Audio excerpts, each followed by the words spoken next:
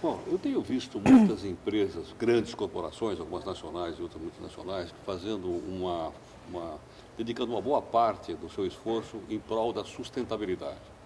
E, simultaneamente, eles estão aliados a esse pessoal que quer essas mudanças. Não é uma contradição a gente ver alguma dessas instituições com o seu relatório de sustentabilidade dizendo uma coisa e a sua prática outra?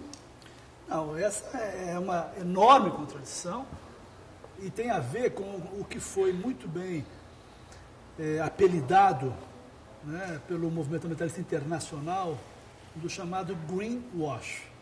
Ou seja, a questão ambiental é uma questão que as pessoas, que a sociedade em geral se preocupa, né? Você mesmo disse na abertura do programa que apesar de 80% dos deputados terem votado a favor da fragilização, descaracterização da lei florestal brasileira, 80% da população é contrária a isso. Então, é um total desbalanço, né, entre a prática do parlamentar e a vontade da sociedade. No caso dessas empresas é a mesma coisa. Quer dizer, as empresas sabem que se beneficiam quando se associam à imagem de empresas responsáveis em relação à questão ambiental, ainda mais se fazem mais do que a lei obriga, são premiadas, existem N prêmios aí no setor, entre as empresas para se promoverem nessa área, mas muitas delas revelam que na realidade não têm um compromisso real com a questão, porque de um lado fazem uma pintura verde, uma lavagem verde, e de outro lado se posicionam defendendo, apoiando, ajudando a eleger, inclusive financiando, inclusive parlamentares que têm uma postura absolutamente incoerente em relação a isso. Agora eu queria aproveitar uma pergunta que você fez para dizer o seguinte: por que nós chegamos numa situação que nós estamos hoje no Brasil? Isso começa na época do Brasil colônia. Se a gente lembrar, né, todo mundo que estudou lá na escola História do Brasil, lembra das Sesmarias. Qual foi o conceito naquela época? A coroa, né, que não tinha nenhuma relação com o país, era apenas uma colônia, né, concedia as Sesmarias, né, e criou naquela ocasião, tem um autor muito interessante que disse que estabeleceu-se ali o conceito incrível do solo descartável. Ou seja, eu recebo uma área que a coroa me concede, né? Eu exploro essa área. O que eu faço? A primeira coisa que eu faço é tirar a floresta, porque ela me dá rendimento. Eu vendo a madeira e me dá rendimento. Eu uso a terra há alguns anos, porque a floresta, depois de removida, ela tem no solo muito humus, muita matéria orgânica, é muito produtiva. Eu produzo há alguns anos, mas depois que eu tirei a floresta, produzo sem nenhum cuidado, esse solo vai se tornando mais pobre. O que eu faço então? Eu aplico as práticas ambientais adequadas para recuperar o solo? Não. Para que eu vou fazer isso? Se tem mais terra disponível, se tem mais floresta disponível, a custo zero.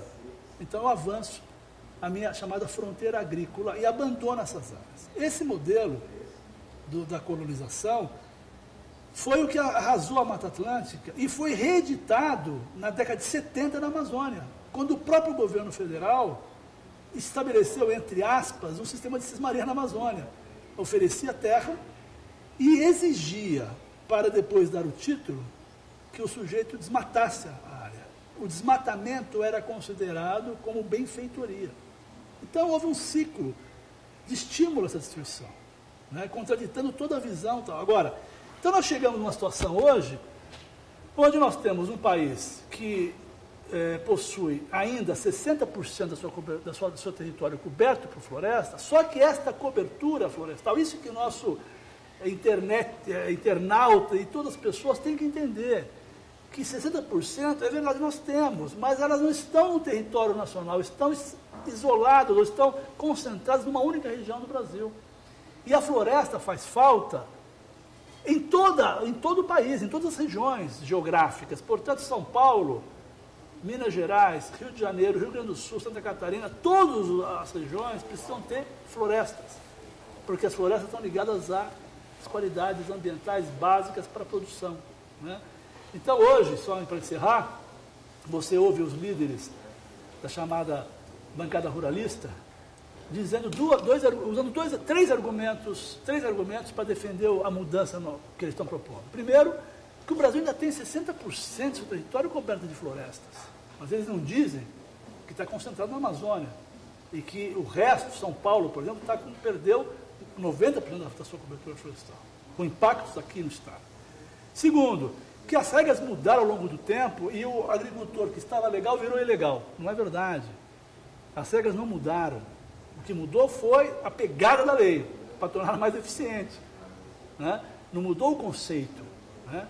Portanto, não faz sentido. E mesmo que tenha mudado alguma coisa, quem desmatou a época em que a lei era diferente não está obrigado a seguir a nova lei. A lei não retroage. Né? E terceiro argumento é de que esta recuperação florestal devida vai viabilizar a produção agrícola no Brasil. O que não é verdade, porque nós temos aí cerca de 70 milhões de hectares de pastagem de baixíssima produção. Mais do que isso, na verdade, mas sendo econômico, 70 milhões com baixíssima produção. Ou seja, nós podemos dobrar a produção agrícola no Brasil. Sem precisar derrubar mais nada. Sem derrubar nada. Ao contrário, incorporando pastos improdutivos à produção de alimentos, que é o que o brasileiro deseja.